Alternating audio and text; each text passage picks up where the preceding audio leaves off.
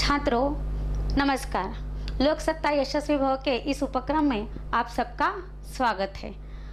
अभी तक आपकी पाठशालाओं में पूर्व परीक्षाएं खत्म हो चुकी होगी, शायद उसके निकाल भी आपके हाथ में आ चुके होंगे, लेकिन अब इस लेखांक से इस वीडियो द्वारा हम बोर्ड की दृष्टि से किस प्रकार हमें लेखन करना है उसके बारे में विस्तृत चर्चा करने वाले। चलते हैं हम बोर्ड के प्रारूप की तरह हम देखने वाले हैं कि किस प्रकार किस प्रश्न के उत्तर की ओर ध्यान देना है।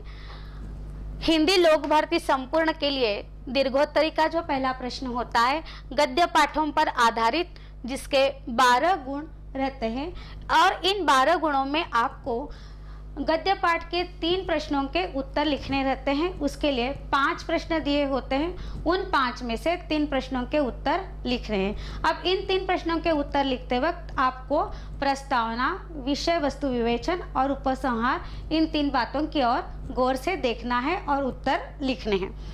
चलते हैं हम प्रश्न क्रमांक 2 की ओर। इसमें सारे प्रश्न जो दिए गए हैं वो गद्य पाठों पर आधारित ही होते हैं। गद्य पाठ के वस्तुनिष्ठ प्रश्न है, एक वाक्य में उत्तर 3 अंक के लिए होते हैं। एक वाक्य का मतलब एक और एक ही वाक्य में आपके द्वारा उत्तर लिखना अपेक्षित है, इस बात पर ध्यान रखिए। दूसरा है रिक्त स्थानों की पूर्ति कीजिए। रिक्त स्थानों की पूर्ति के लिए भी 3 अंक दिए गए हैं। रिक्त स्थान की पूर्ति करना अर्थात पूर्ण वाक्य में ही उत्तर लिखना है और जिस स्थान की पूर्ति की गई है उस शब्द के नीचे आपको अधोरेखांकित करना जरूरी है। अगर कोई सी भी छोटी बहुत गलती होती है तो उसके लिए आधा अंक काट दिया जाता है, क्योंकि ये सारे वस्तुनिष्ठ प्रश्न होते हैं। तीसरा है ई, किसने किससे कहा। किसने किससे कहा के लिए 2 अंक है। किसने कहा के लिए आधा, किससे कहा उसके लिए आधा, और उस प्रकार 1 अंक आपके एक किसने किसे कहा के वाक्य के लिए दिया जाता है। उस प्रकार 2 अंक का यह प्रश्न पूछा जाता है।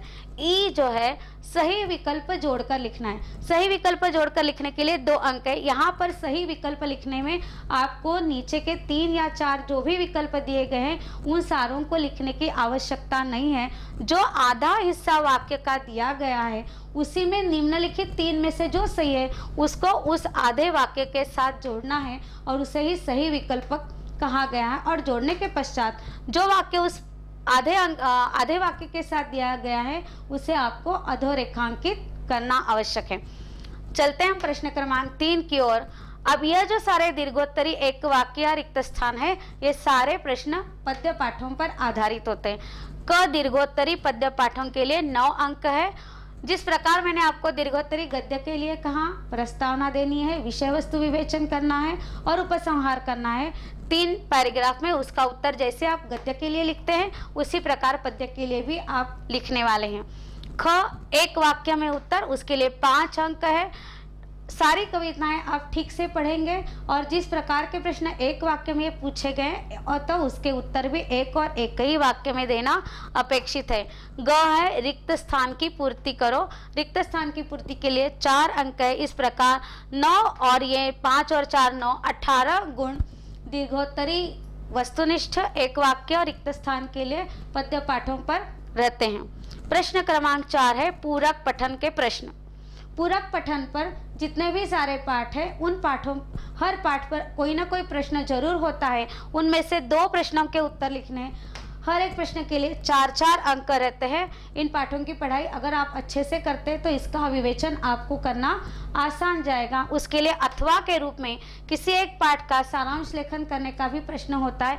या तो आप पूरक पठन पर आधारित प्रश्न के उत्तर लिखेंगे या किसी एक पाठ का सारांश लेखन करेंगे तो उसके लिए पूर्ण 8 अंक के लिए वो प्रश्न पूछा जाता है। इस प्रकार गद्य, पद्य और पूरक पठन या पाठ्य पुस्तक पर आधारित जितने भी सारे प्रश्न हैं उनकी चर्चा प्रश्न पत्र के पहले हिस्से में रहती है। आइए हम चलते हैं व्याकरण विभाग और रचना विभाग की ओर।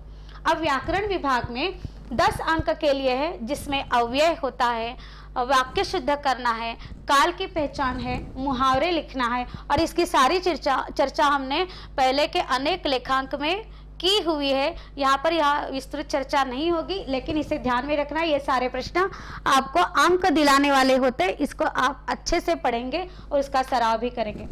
प्रश्न क्रमांक 6 है निबंध लेखन। 4 या 5 प्रकार के निबंध लेखन होते हैं। वैचारिक निबंध है, आत्मकथा है, वर्णनात्मक है, कल्पनात्मक है। तो इन सारे में से किसी एक को ही आप चुनिए, उसी की अधिक से अधिक पढ़ाई करेंगे।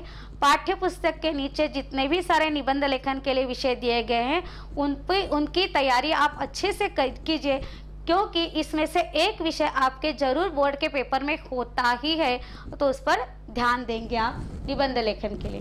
प्रश्न क्रमांक 7 पत्र लेखन। यहाँ पर साथ में त और थ ऐसे 2 भाग हैं।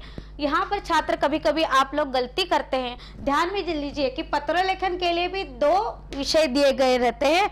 उन 2 में से एक पत्र को आपको चुनना है, या तो आवेदन पत्र है, मांग करना है, शिकायत करनी है, निवेदन करना है।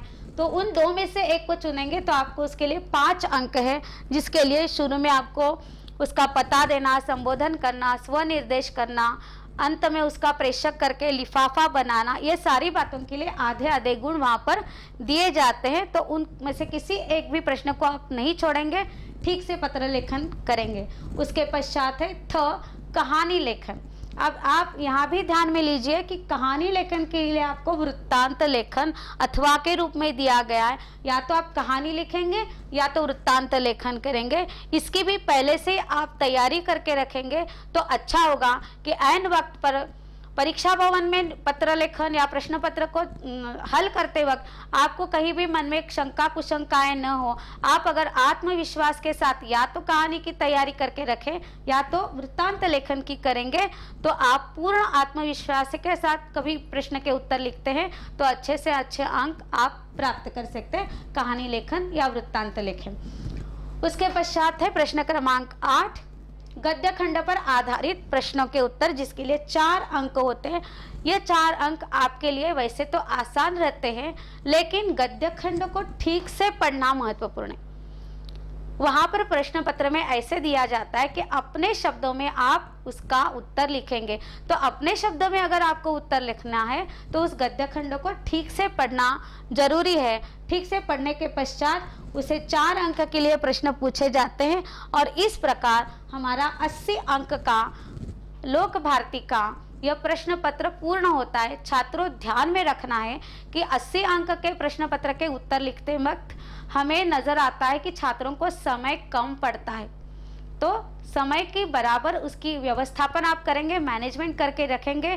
जो प्रश्न हमें आते हैं उसका सीक्वेंस चाहे कोई भी बदल जाए कुछ फर्क नहीं पड़ता, लेकिन दिए गए नंबर ठीक से लिखना जरूरी है। अगर आपको व्याकरण के पूरे अंकों की जिसका अगर भरोसा है आपको व्याकरण के 10 अंक, तो उस प्रश्न को भी आप पहले लिखते हैं तो भी चलता है। लेकिन व्याकरण का क्रमांक अगर 5 है तो आपके उत्तर पत्रिका में पहला प्रश्न अगर पहला है फिर भी उसका क्रमांक प्रश्न पत्र में 5 है तो उस अंक को लिखना आप नहीं भूलेंगे। जिन प्रश्नों के उत्तरों के बारे में आपको ठोस आत्मविश्वास है उन्हीं प्रश्नों को आप पहले हल करेंगे, और अगर इस गति से आप करते हैं तो 3 घंटे में आपका लोक भारती का यह प्रश्न पत्र पूर्ण होगा उत्तर सहित।